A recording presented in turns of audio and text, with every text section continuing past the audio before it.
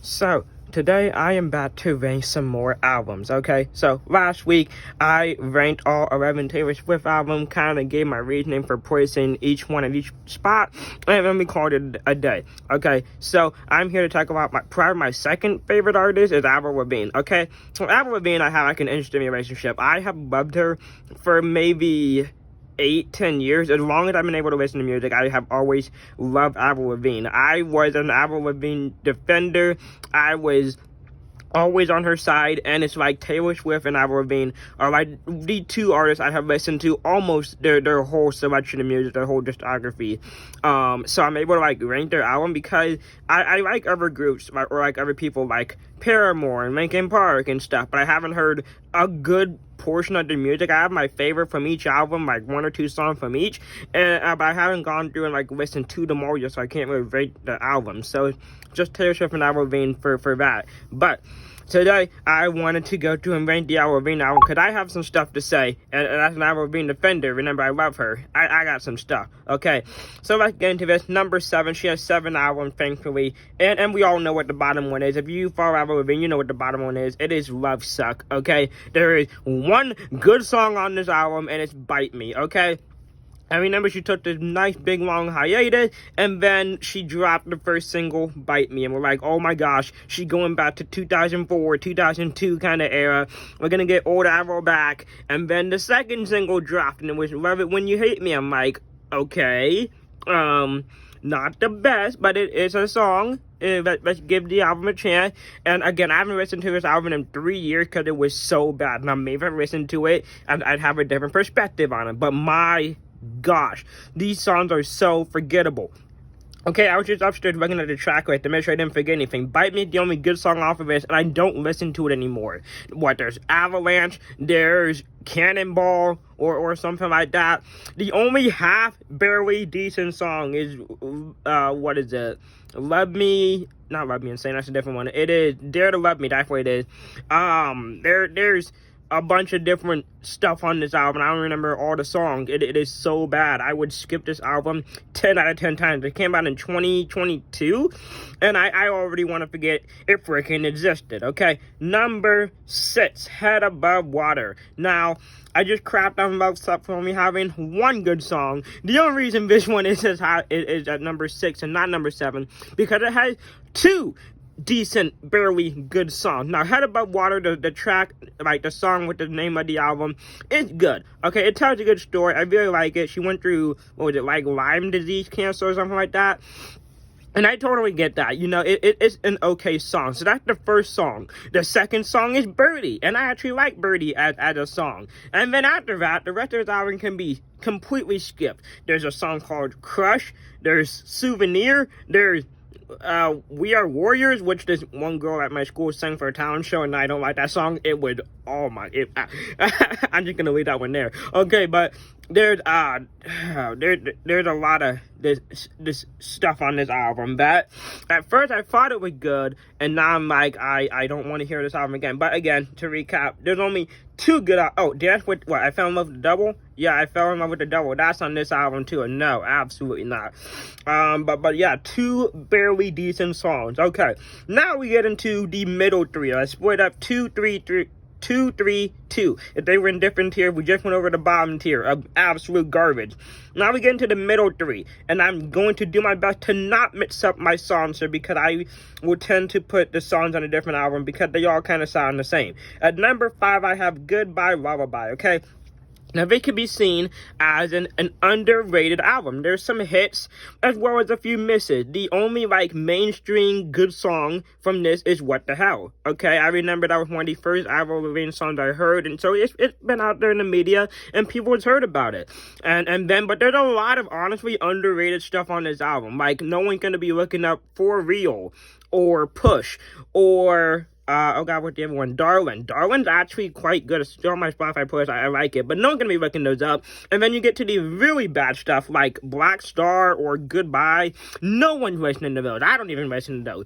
But yeah, there's a lot of underrated stuff. Like, For Real, it is good. It's okay. But I'm not really jumping up and down to go listen to Goodbye Lullaby. Okay, next we go to, what's the number 4? Number 4 I have is The Best Damn Thing, which, now the actual song, the subtitle track, The Best Damn Thing, it's okay. I don't mind it. It's not too bad. I haven't heard it in a minute, but if I put it on, I'd probably like it. I think Girlfriend's on this album. Oh my god, I'm gonna be mixing up my... You know what, let's just talk about it at the same time. Okay, let's do that. Okay, so The Best Damn Thing is at 4, and I have Avril Lavigne, her self-titled album, at number 3. Now, I could combine these 2 albums together as well as Goodbye Lullaby, and I could come up with 20 good songs to put on an album, okay? Between these 3 albums, let's just talk about them in one. They have Rock and Roll, that's what it is. Rock and Roll is what it's called, not Rockstar. Here's the Never Growing Up, that is like one of my OG favorite Avril Lavigne songs. Somewhere on these 3 albums, you have Keep Holding On, When You're Gone, Hot, Innocent, a lot of good stuff. Hello Heartache, I really like Hello Heartache too, but also between these albums, you have, what is it, like Bitch in Summer or something like that. You have Hello Kitty, which is the worst song I've ever freaking heard. Now I forgot to talk about this. Head Above Water also have Dumb Blonde. I meant to throw that in, taking shots at Dumb Blonde. I hate that song too. That is her second worst song ever. Behind Hello Kitty, the worst song I've ever heard is somewhere in here. Okay, but there's just a lot of either songs that you don't hear about or a lot of garbage between these 3 albums. But if you took the good stuff from all 3 of these albums, like I said, Rock and Roll is okay. I love Here's to Never Growing Up and a lot of good stuff between these 3 albums. You can get a somewhat passable album between the 3. Okay, number 2, we're going with Let Go. Now we're in the top tier of albums, and I really like Let Go, especially the first 4 songs. I believe it goes Losing Grip, Complicated, Skater Boy, and I'm With You.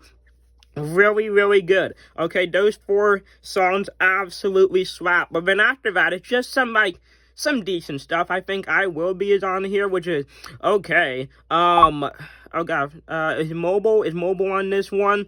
Alone, I think, I don't remember which album that's on, but that's somewhere in here. Anything But Ordinary, that one I really, really like. I like Anything But Ordinary. I think that's on Let Go. But again, there's a few hits, but a couple misses as well. But my favorite album from Avril Lavigne is Under My Skin. Okay, there are 13 songs I think on this album, and 12 of them are passable, at least in my opinion. Okay, it has some of my favorite songs like Nobody's Home. It has My Happy Ending. Those are probably my 2 favorite. I really, and then just some of the underneath stuff, like Take Me Away is okay, Freak Out, Fall to Pieces, all of that is really, really good. The only song I don't like is I Always Get What I Want, because she's screaming about how she always get what she wants, and she sounds like a whiny little brat. But other than that, I think Slipped Away is on this album. Who knows? Is that on Under My Skin? I think, again, I'm getting all my songs mixed up. That's why I kind of combined the 2, because they all kind of sound sort of similar. Like, you can really tell the garbage from the garbage. But I don't think any, like I said, so even though we went through all 7 albums, I still think there's not a perfect one out there. Like, let me think. With Taylor Swift, Speak Now, I'd say it's probably a perfect album. I like just about every single song on that album. 1989, I can get away with listening to every single song on this album. No matter which one of those Avril Lavigne albums I just talked about, there's songs I'm skipping on every single one of them. Whether it's the first one, whether it's the last one, or just some garbage in the middle like Hello Kitty or Dumb Blonde. Those songs absolutely suck. There's songs like Hush Hush. There's songs like that aren't even, I can't even remember them all. But there's just a lot of like middle tier stuff, and I don't think Avril Lavigne should be putting out any more stuff. I haven't heard of any more rumored possible comeback, but man, it's kind of sad how these albums really turned out. Okay, what's the next thing I want to do? Next project, I also like Olivia Rodrigo, but she only has 2 albums, so I can't really rank her albums, so I think I might rank the 23 songs from her 2 albums. Between Gut and Sour, I think I'll rank all 23 songs, so that doesn't sound too bad. If I'm feeling up to it, I might throw some High School, the musical stuff in there that she has sang on. But I think that's gonna be like the next kind of mini project that I work on. But yeah, I just wanted to talk about Avril Lavigne because it's her and Taylor Swift, and I just remembered I have listened to most of the Katy Perry songs, so I'll see if I can find a list of the Katy Perry albums and see how awful they are, because I know she put out some new stuff, so I might have to listen to that, and I've heard it's pretty bad. But yeah, that's my thoughts on Avril Lavigne, one of my favorite singers of all time, who I think I kind of admire more when I first got into her in like 2015, 16. Oh, Smile. I forgot to shout out Smile. I like Smile. That's also like one of the underrated songs that I very, very like. But again, that's the Avril Lavigne ranking. Probably do a review of Rodrigo next. And yeah, have a good day. Or whatever people are supposed to say now.